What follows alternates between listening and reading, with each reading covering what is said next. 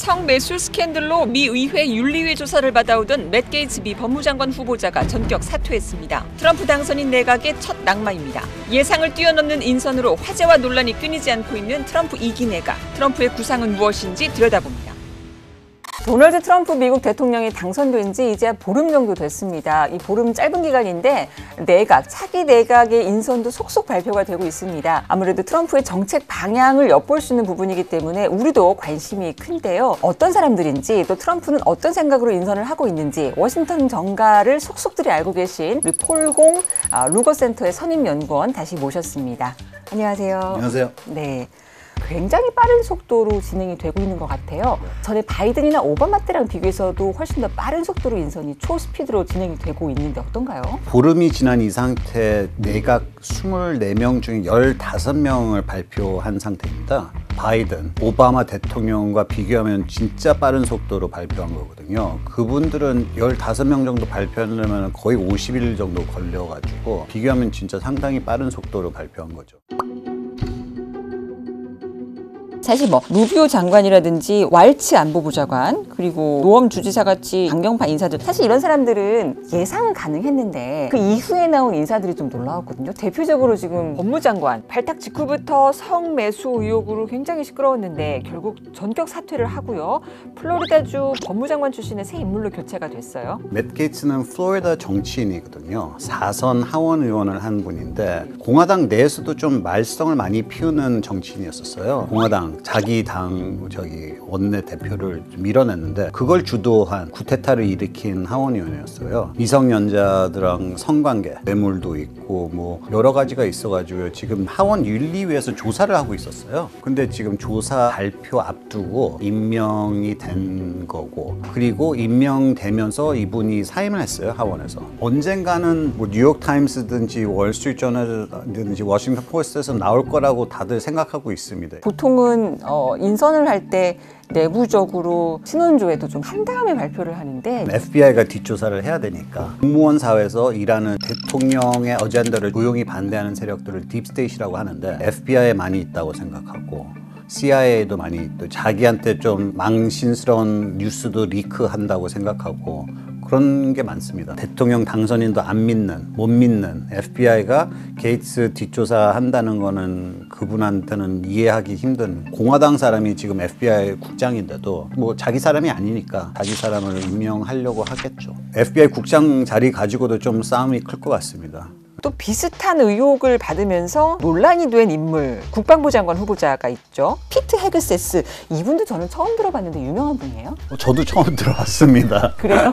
국무장관, 국방장관, 재무장관하고 법무장관 그 넷 중 세 개는 조지 워싱턴 대통령이 설립한 부처들이거든요. 1789년서부터 있던 부처인데 그래서 빅4라고 부르죠. 제일 중요한 네 자리.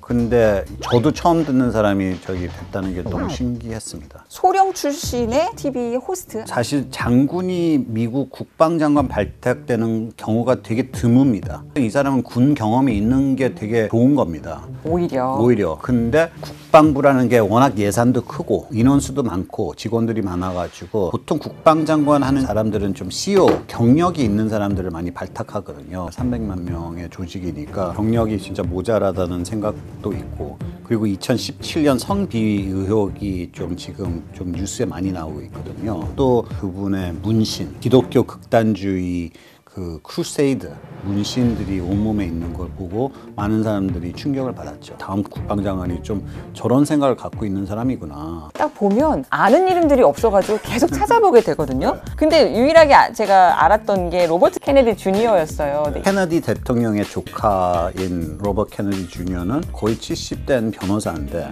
자기 생각이 좀 분명한 사람입니다. 한국에서 잘 알려진 아나키? 아이에게 닭을 안 주는 그런 게 미국에도 있거든요. 근데 그 아나키의 미국 지도자로 볼 수 있습니다. 그분은 제가 2004년서 2013년 교회에서 일할 때도 백신을 맞으면 안 된다라는 운동을 리드한 사람이라 가지고 코로나 백신 맞는 것도 반대하는 운동에 자연스럽게 리드가 된 거죠. 문제는 이분이 하는 역할이 지금 보건복지부 장관이잖아요. 그렇죠. 의료계는 그렇게 생각 안 할 텐데. 그렇죠. 미국에 잘 나가는 제약회사는 지금 쇼크죠. 이 사람이 복지부 장관이 된다는 거는 상상도 못하는 일이죠. 이분은 민주당 계열 사람이잖아요. 2024년 이번 대선 때 먼저 민주당 경선에 출마한 사람입니다. 따져보면은 뭐 낙태도 지지하고 뭐 몇 가지 민주당 정책을 미는 사람인데 그래서 공화당 쪽에서 좀 어려워하죠. 그리고 또 좀 논란이 많이 되는 사람, 털시 게버드? 네, 군인 출신이고 전 하원 의원 출신인데요. 민주당 내에서도 좀 왕따를 당한 사람이에요. 민주당의 맷 게이츠 같은 사람이거든요. 제일 문제가 되는 거는 좀 친러시아 성향을 많이, 푸틴을 좀 많이 좀 이해하는 미국 유일한 정치인이어가지고 이 사람이 지금 정보국장에 발탁됐다는 거는 워싱턴에서는 좀 큰 뉴스죠. 18개 정보기관을 총괄하는 자리인데 미국의 제일 깊은 비밀들을 알 수 있는 사람이 친러시아 성향을 보인다는 거는 진짜 상상도 못하죠. 러시아 뉴스에서도 주요하게 다루더라고요. 이분이 평소에 했던 발언들, 러시아가 이럴 수밖에 없었던 이유가 있다라는. 어떻게 보면 러시아와 관련 마음이 통한 거죠, 트럼프랑. 그래가지고 결국 트럼프 후보를 지지하게 됐죠. 이 사람도 사실 2020년 대선 경선에 출마한 사람입니다. 민주당 경선에 카말라 해리스랑 조 바이든이랑 같이. 그래서 케너디 후보랑 거의 비슷하게 전 민주당 경선 후보들을 내각에 초대한 게 좀 그것도 좀 의례적. 내각 진용 특징을 좀 이렇게 정의할 수 있을까요, 키워드로? 제가 생각하는 키워드는 두 가지가 있는데 충성심 그리고 여러 인사들이 영어로는 TV ready, 그러니까 방송국에 나올 수 있는 대변인의 역할을 충실히 할 수 있는 사람들을 뽑는 것 같습니다. 지금 대표적인 게 국방장관 지명자, 그분이 주말 뉴스 호스트였고, 그리고 얼마 전 교통부 장관으로 임명된 분도 폭스뉴스 호스트였고, 네, 그런 사람들이 많고, 그리고 게스트들도 많죠. 1기 때는 진짜 경선 통과하고 나서도 많은 사람들이 그분을 지지하지 않았었어요. 그래가지고 결국 대선 날 그 볼룸에서 잔치를 하는데 200명밖에 없었대요. 새로 당선된 대통령은 4,000명의 정무직을 임명할 수 있어요. 200명 가지고는 안 되죠. 그래서 3,800명 이상은 모르는 사람들, 충성을 안 보인 사람들을 임명시켰으니까 좀 반대 세력이 너무 많아가지고 못 이뤘다고 봅니다. 어느 칼럼에 쓰신 거 보니까 연구원님이 이 이기 내각의 특징이 카키스토크라시라는 비판을 많이 들을 것 같다라고 매우 어려운 단어로 쓰셨는데 어떤 뜻이에요? 그리스어로 카키스토라고 최악하고 크라시라고 지배, 자격이 없는 사람들이 정부에 입각해가지고 통치한다는 그런 단어입니다. 미국에서는 거의 보기가 힘들었고 소련이 무너진 러시아, 보리스 옐슨이 지배한 90년대 러시아가 카키스토크라시랑 비교된 게 많았고, 그리고 70년대 캄보디아,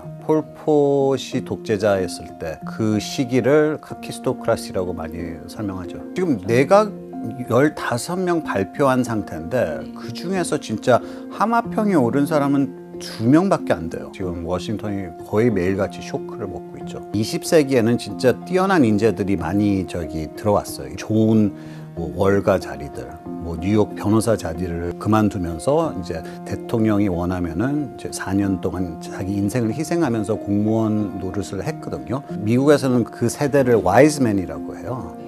현명한 어른들, 1차 대전, 2차 대전, 대공황 다 극복한 사람들이잖아요. 그런 20세기를 미국이 겪었는데 지금 인선을 보면은 그런 사람들은 보기가 되게 힘들죠. 트럼프 내각 얘기하면서 빠질 수 없는 사람이 일론 머스크잖아요. 네. 트럼프는 머스크 왜 이렇게 좋아하는 걸까요?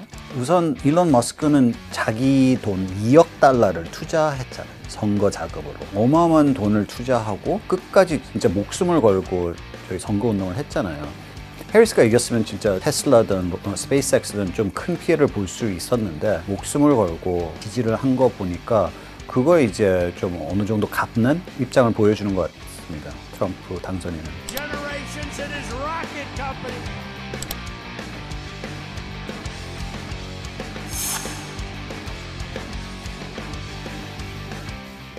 머스크는 국가랑 사업하는 게 그렇게 많은데 이해 충돌이 생길 거 아니에요? 그러면 이게 가능한 건가? 정부 윤리위가 있거든요. Office of Government Ethics라고 있는데 그 절차를 밟아야 돼요. 일론 머스크는 자기 회사 지분을 팔아야 되는 옵션이 있고 그걸 안 팔겠다고 나서면은 그 영향을 미치는 몇 개 분야에는 너는 그 결정권에 참여 못하게 배제하는 게 있거든요. 효율부가 사실상 부처가 될 건지 그냥 위원회로 될 건지는 큰 고민이고 일론 머스크가 장관까지 발탁된다는 건 되게 어려운 절차입니다. 아마 1기 때 사위 제red 쿠시너랑 딸 이방카처럼 무보급으로 뭐 수석 비서관 자문 역할을 하지 않을까 싶습니다. 맷 게이츠 법무장관 후보자의 사퇴 배경에도 결국 상원 인준이 어려울 것이다. 이런 계산이 깔려 있는 거잖아요. 지금 워싱턴 정가에서는 실제로 이 사람들이 한 몇 % 정도는 통과될 거다. 뭐 이런 분위기가 좀 있나요, 들리는가? 보통 대통령이 당선되면은 의회에서는 특별히 상원에서는 배려를 해줘요. 대통령은 자기 내각에 자기 사람들을 꽂힐 수 있게 어느 정도 배려를 해주는데 이번 인선 보면은 배려심은 좀 떨어질 거라고 봅니다. 상원 인준은 담당 상임위에서 청문회가 있고 청문회에서 좀 이제 문제를 걸죠. 한국도 마찬가지잖아요. 좀 망신을 주는 그런 청문회를 하고 그거를 넘어가면은 상원위에서 본회의로 보내죠. 이 사람의 인선을. 그래가지고 본회의에서도 몇 년 전서부터는 과반만 되면은 부통령의 표로 장관이 될 수 있죠. 100석 중에 공화당이 53석을 갖고 있거든요. 3표 차이로 다수당인데 4명만 반대하면 사실상 이 장관 발탁되는 게 힘들어지거든요. 탈표가 있을 가능성이 있는 후보들이 좀 있다. 휴회 임명이라고 의회 인준 없이 임명할 수도 있다면서요? 예전에는 의회가 휴회할 때 대통령이 이런 장관 자리에 사람을 절차를 안 밟고 임명할 수 있었어요. 그 대신 맥시멈 2년밖에 못하는 그런 장관 자리입니다. 지난 20년은 거의 없었죠. 존 볼튼이 제 기억으로는 마지막 사례입니다. 그때가 부시 정권 때 UN 대사 지명할 때 저희 민주당 상원에서는 반대했는데 리세스 어포인먼트로 휴회 때 UN 대사를 임명시켰죠. 그 이후로는 이제 상원에서는 아예 휴회라는 걸 없앴어요. 그러니까 사실 지난 20년 동안 상원은 휴회 없이 일을 한 기관이라고 볼 수 있습니다. 상원이라는 조직은 만장일치로 운영되는 기관이라 가지고 민주당이 반대하면 휴회를 못합니다. 100명이 다 동의해야지 모든 게 가능한데 이제 민주당이 야당 역할을 하면서 휴회를 동의 안 하면은 장관을 임명시킬 수 있는 그 권한이 없으니까 당선인도 의회 출신이 아니니까 그걸 모르고 있죠. 좀 궁금한 거는요. 결국 이분들이 미국의 내각을 이끈다고 봤을 때 그럼 우리나라하고는 어떤 관계가 될 거냐? 한국에서는 아마 마커 루비오 국무장관 후보자하고 존 래클리프 CIA 국장 후보자는 어느 정도 사람들이 아는 분들이거든요. 존 래클리프는 트럼프 1기 때 정보국장을 했고 마커 루비오는 지금 몇 년 동안 상원의원을 해가지고요. 한국 정부는 좀 많이 아는 분들입니다.